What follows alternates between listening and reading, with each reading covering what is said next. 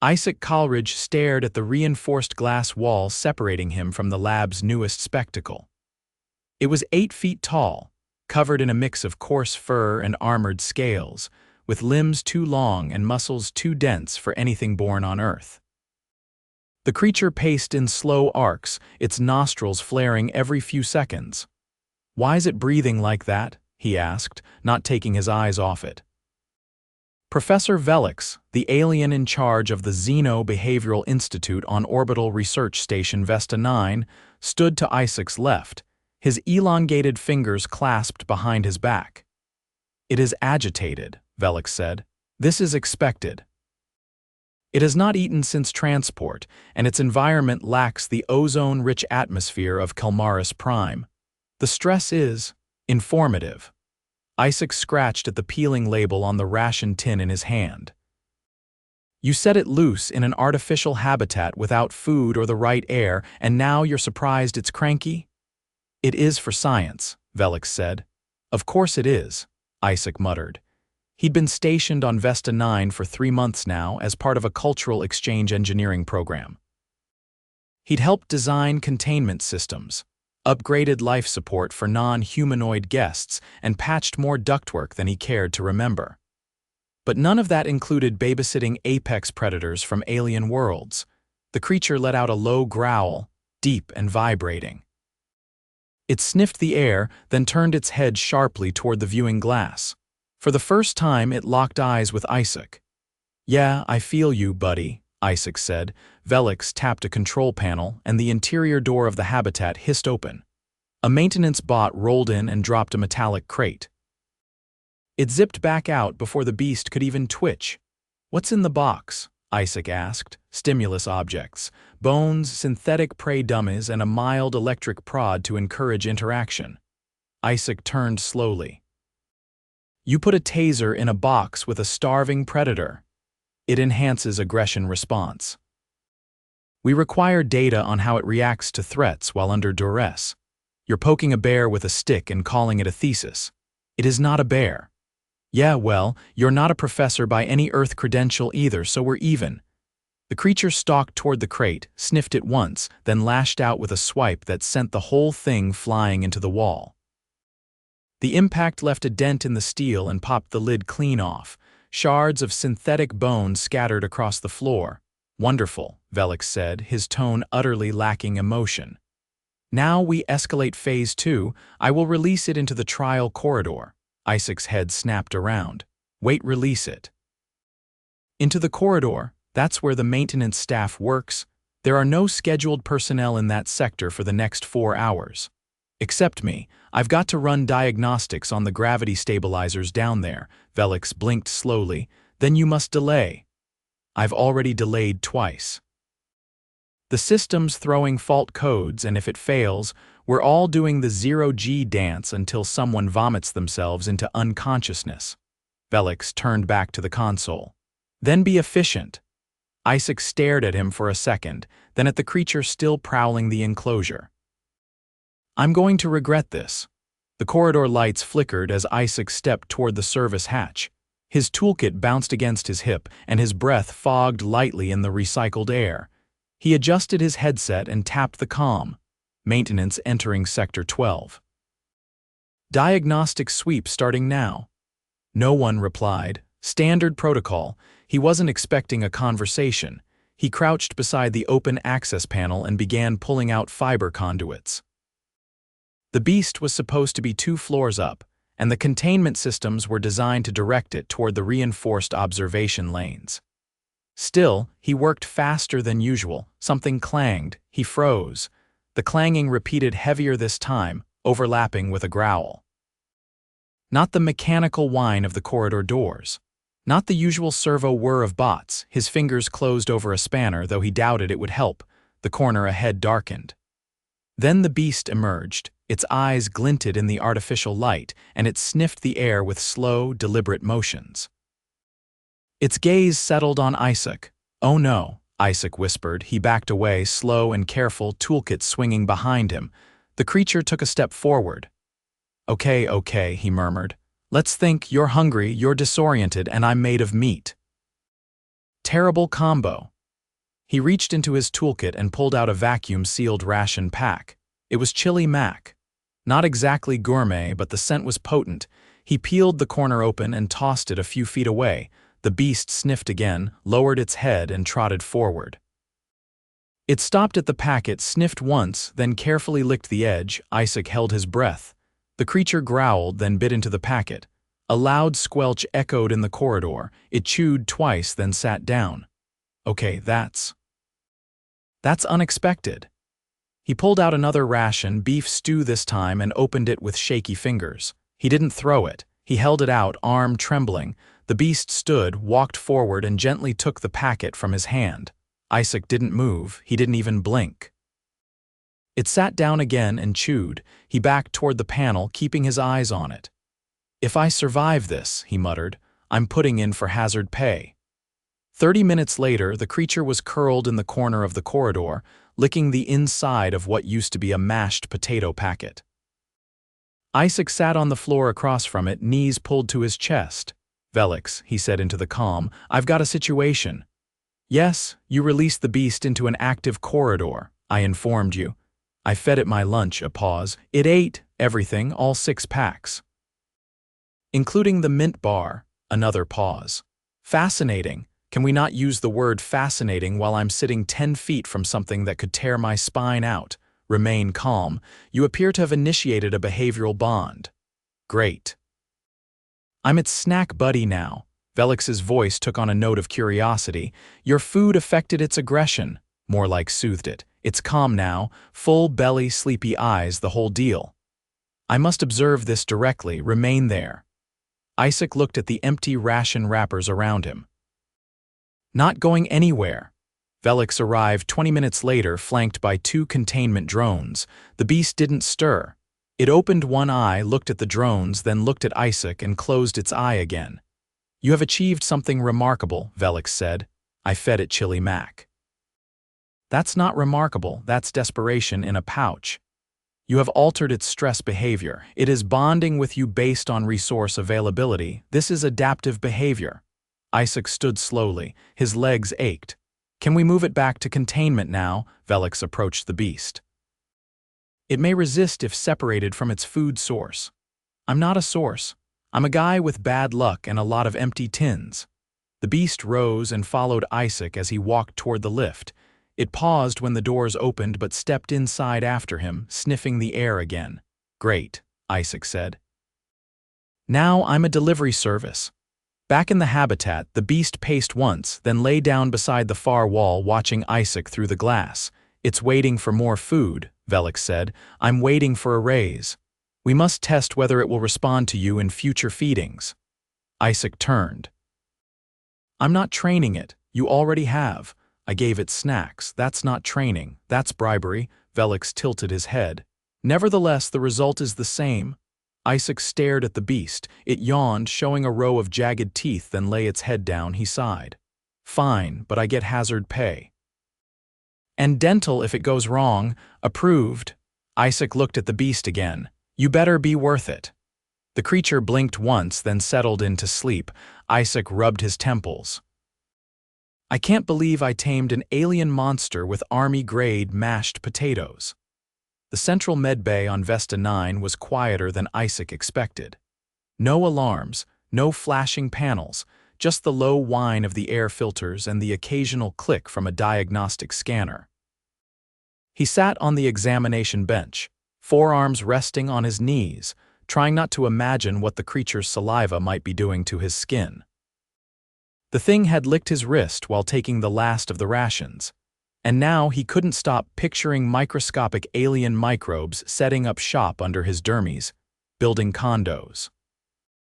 "It's not venomous," said the medic, a beetle-limbed Nyrelian with translucent skin and eye stalks that tracked independently.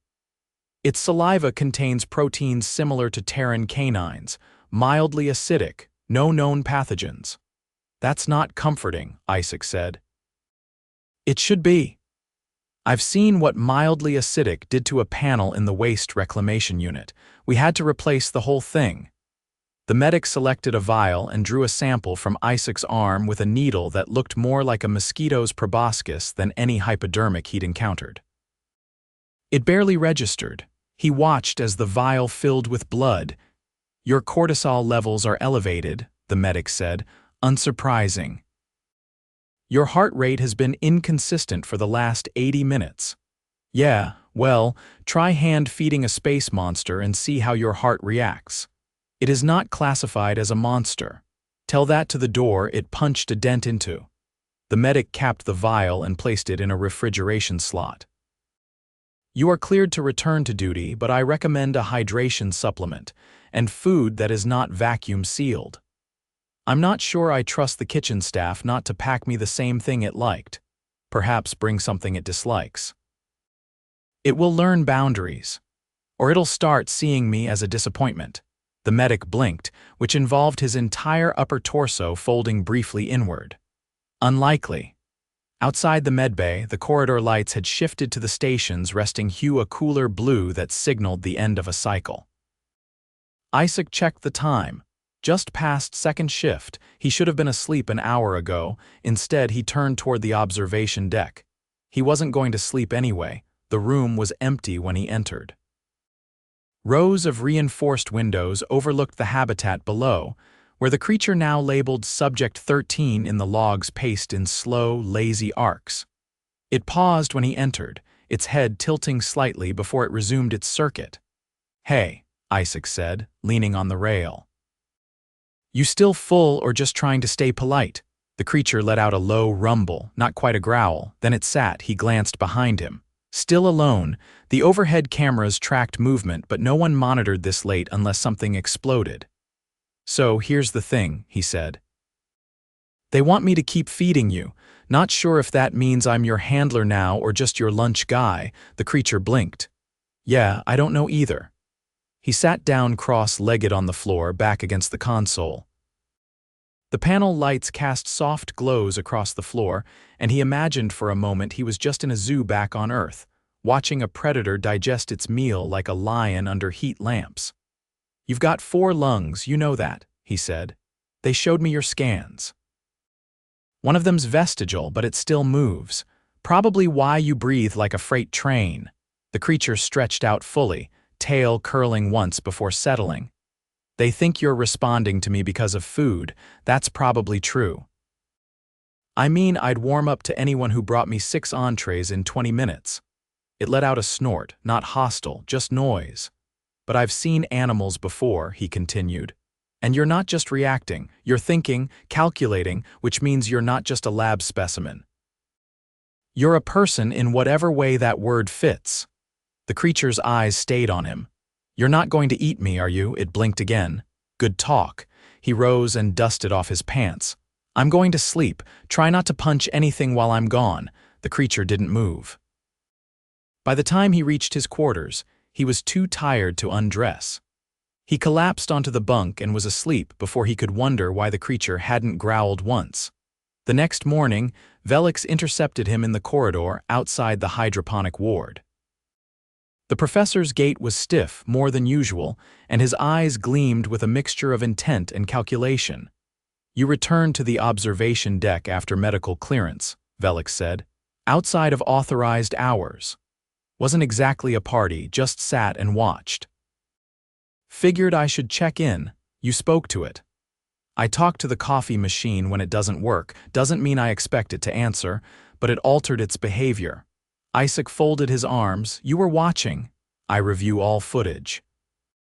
The creature's resting posture changed only when you were present. Its gaze tracked your position even after you left. "This is not standard predator behavior." Isaac frowned. "Then what is it?" "Social bonding, possibly imprinting. I'm not its mother, no, but you are a reliable input source. It may associate you with future safety." "You mean snacks?" "Safety. Food is secondary. Its heartbeat decreased while you were present. The inverse occurred with the containment drones." Isaac rubbed his temples. "What are you planning?" Velix turned and gestured toward the central lift. "We will test spatial tolerance. You will enter the habitat." Isaac stared at him. "Without a barrier?" "Yes. No weapons, no armor. No, have you lost your mind? Unconfirmed. They rode the lift in silence. The moment the inner gate opened, Isaac's skin broke into a cold sweat. The creature was already standing, positioned near the far wall. It didn't move but stared directly at him. Any last-minute advice? Isaac asked. Move slowly, do not raise your voice. Offer a food source if it approaches too quickly. Isaac stepped into the enclosure. The air was thicker than outside, warmer, with a faint ozone tang that bit at the back of his throat. He carried the same ration pack as before, this time, lentil curry. He held it out at arm's length and took a cautious step forward. The creature approached, not fast, not slow.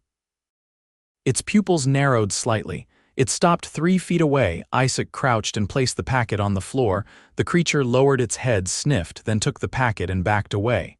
It didn't lie down, it just watched him. So, Isaac said, keeping his voice low, we're doing this now. You and me, roommates. The creature's ears twitched. He moved to the side wall, sat down cross-legged and waited. For 10 minutes, neither of them moved. Then the creature approached slowly and lay down at his side, not touching, just close enough. Isaac focused on his breathing, trying to match its rhythm without thinking too hard about it. You're a weird one, he murmured. The creature's head tilted just slightly. I mean, you look like a horror vid reject, but you've got the eyes of something that knows what it's doing. It let out a soft huff. He leaned back against the wall. You're gonna get me killed. The creature closed its eyes. 2 hours later, back in the observation room, Velix studied the logs without speaking. Isaac stood behind him, arms crossed. It laid down beside you, Velix said. Yeah, it initiated proximity. Yeah, you did not touch it, didn't feel like losing a hand. Velix touched a control panel. We have not documented this behavior in any previous subject. It is not typical for its species. There are more of them, 2 others.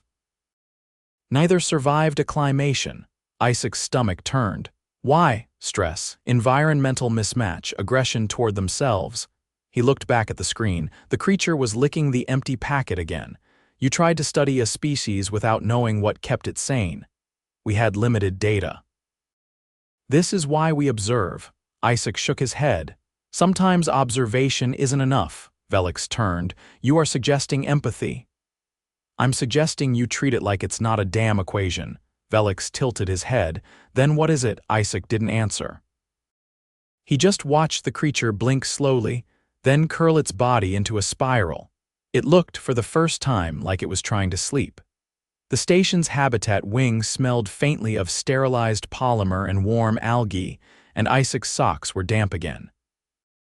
The humidity in the creature's enclosure had been turned up overnight. He hadn't asked why. He was done asking questions that Velix answered with a shrug and a reference to behavioral calibration vectors. His left arm itched where the creature had brushed past him during the last session. He hadn't noticed at the time adrenaline did that, but now his skin was inflamed, red in irregular streaks. He stood in front of the medbay's diagnostic unit, trying not to scratch. The Nyrelian medic, whose eye stalks today wore translucent blue filters, gently pressed a sensor pad against his forearm. You did not disinfect after contact, the medic said. This is a mild protein reaction.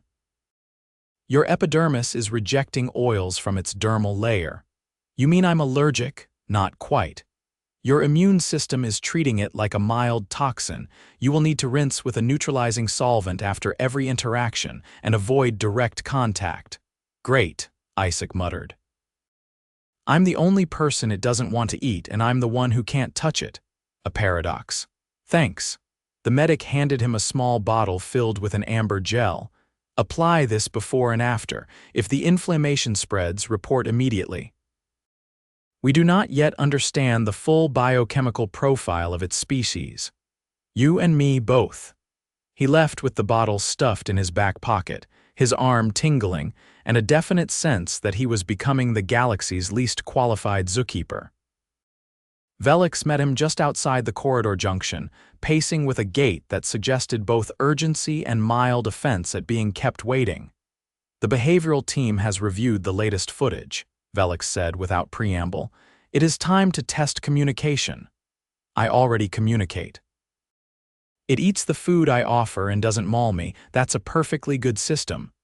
We will attempt symbolic prompts. Symbols, it doesn't even have thumbs. It has cognitive tools. You underestimate its neural architecture. I'm not underestimating. I'm trying to keep my limbs attached. Velix handed him a flat panel tablet. On it, a simple grid of shapes, triangles, circles, squares, each with a different glowing color. You will enter the enclosure, offer the panel. Observe its selections when presented with food variants. You want me to give it a quiz before dinner? You are to record which shape it associates with which food. If it learns the pattern, it is capable of choice. Isaac exhaled through his nose and took the tablet. You realize if it chooses me as the food, this'll be the shortest experiment in station history. It has not displayed predatory cues toward you in over 76 hours. That's not exactly comforting. I've had vending machines go longer without attacking me. Inside the habitat, the air was thicker than before, bordering on muggy. The floor vents had been adjusted again, now exhaling a constant low hum. The creature was already awake, resting near the artificial rock formation that had been added 2 days ago. Isaac stepped in slowly, tablet held out like a peace offering. The creature rose, sniffed the air, and approached, much slower than it had on previous entries. Its eyes flicked from Isaac's hands to the panel. It stopped 3 meters away. "All right, genius," Isaac muttered. "Let's see how smart you are." He tapped the red circle. From the bin behind him, he pulled out a sealed packet of rehydrated noodles and set it on the ground. The creature didn't move. He tapped the blue triangle. A chunk of preserved root vegetable puree followed, still nothing. Then he tapped the yellow square, a new one, and dropped a pack of synthetic fish analog. The creature stepped forward, ignored the first 2 items entirely, and picked up the fish. Isaac blinked. Lucky guess. He reset the grid, shuffled the shapes. Again, it selected the yellow square. Again, it took only the fish. By the 5th round, the pattern was clear. It wasn't guessing. "You're choosing," Isaac said. "You're actually choosing." The creature made a low chuffing sound, a sound Isaac hadn't heard before, not threatening. Almost like a sigh, he sat down, cross-legged again, careful not to touch the floor with his forearm. The gel itched slightly under his sleeve. "If you can make decisions," he said, "then what the hell have they been doing to you?" The creature didn't answer, of course, but it watched him. Back in the observation room, Velix was uncharacteristically still. "It understood symbolic association," Velix said. "It chose the same food every time, ignored the rest. This is not instinct, it is preference." Isaac nodded slowly. "So what now? You give it a paintbrush, we escalate. Introduce environmental variation. See if it expresses aversion or attraction. And when does it get a name? It is subject 13. Yeah, I know, but that's not a name, that's a label." Velix regarded him for a long moment. "You wish to name it. I've spent more time with it than anyone else on this station. I think it's earned something better than a number. What would you propose?" Isaac hesitated. "It doesn't really look like anything back home, but when it huffs like that, kinder reminds me of my uncle's dog. Big, ugly, and always made a noise like a steam vent." "That is not a flattering comparison. Neither was subject 13, let me think on it." Velix returned to his console without comment. Later that cycle, Isaac returned to the habitat. This time, no food, no tablet. Just him and a chair they'd bolted to the floor in one corner in case someone needed to observe without squatting for an hour. The creature was awake, watching the door before it even opened. He sat. "You're probably getting bored in here, walking the same laps every day, no hunting. No chase." The creature paced once, then settled directly in front of him. "You miss it, don't you? Whatever your world had air, prey, trees maybe, I don't know, but this isn't it." It lowered its head, not in submission, but in something like acknowledgement. "I can't give you a jungle," Isaac said, "but maybe I can get you a better mattress." The creature blinked slowly. He stood and walked to the supply bin, rummaging until he found one of the unused thermal blankets. He unrolled it and laid it near the creature's resting spot. It watched him do it. Waited until he stepped back, then it circled the blanket once and lay down. "Well," he muttered, "that's progress." The following day, the medical team cleared him for continued interaction, with strict instructions to apply the gel every 4 hours. The inflammation had receded, but new welts appeared when he skipped a cycle. The gel stung. He didn't complain. Velix entered the habitat for the first time that afternoon. No drones, just him and a scanner. The creature rose immediately, posture stiff. Isaac held up a hand. "Let me." He approached calmly, holding another pack of fish analog. The creature relaxed, took it, and returned to its blanket. "Do not approach it directly," Isaac said. "It doesn't know you." Velix halted, watching. He lifted the scanner, scanned from a distance. Isaac watched the creature's eyes, saw the tension in its limbs. Not fear, not quite aggression, just alertness. "Okay," Isaac said quietly. "That's enough for today." Velix lowered the scanner and stepped back. "Outside the enclosure," he said. "It tolerates you. It does not yet tolerate others. Maybe it doesn't like lab coats. We will need to test its limits. No, you need to stop pushing it. It is not a pet. No, it's not, but it's not a specimen either. It's someone." Velix went quiet. Isaac leaned against the wall. "You want to understand it. Start by treating it like it matters." He left without waiting for a reply. 3 days later, the creature had a name. "Steam," Isaac said aloud as it curled up next to the thermal blanket. "I think it fits." Steam blinked once, then closed its eyes. By the end of the week, it responded to the name every time. And Isaac, despite the rash and the aching knees and the smell that never quite left his clothes, found he didn't mind.